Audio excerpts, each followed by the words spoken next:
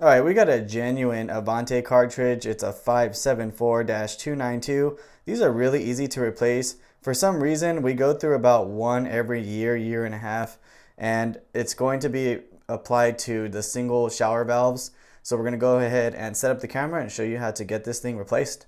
First, you're gonna wanna use one of these tools. This is for gas and for water. It's a nice tool to have at the house. And we're gonna go ahead and just open up the water meter, and we will close the water. So let's see if I can do this with one hand. Okay. So we're gonna start off with a small flathead. That is to take off this cap, and sometimes these colors will go with it. There is a notch right here, so you can't mess it up when you put it back. And we already turned off the water at the street, so we're gonna go ahead and pull this and let the pressure release.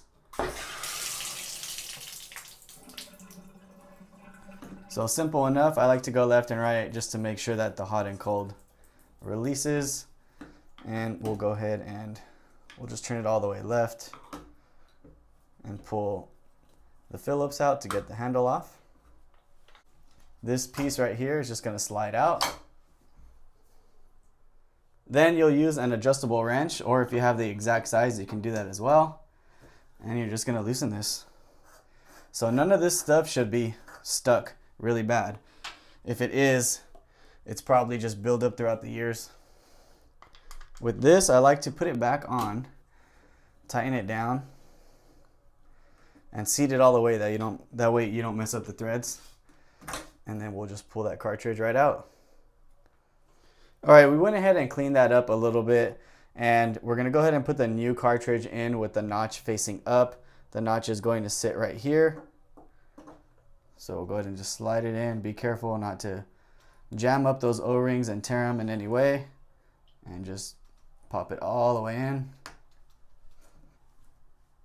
Okay. We'll put this capture nut back on.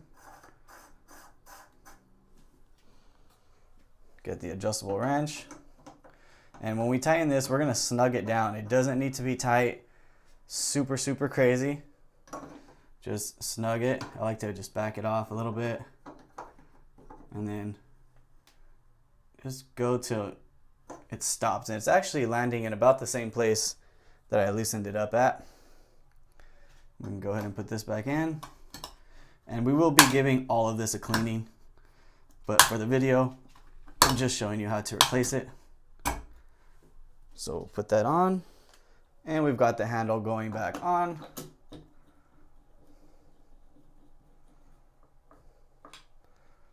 So this one, we're gonna turn it all the way left so I know where hot is. So that's halfway. That's cold, that's hot. Now, one thing I forgot to mention is why we're changing this to begin with. So a bad shower valve is going to have uncontrollable heat. So if you have it cold, it's cold. And if you try to get it warm, it's just gonna go way hot. You'll never really find a really happy medium.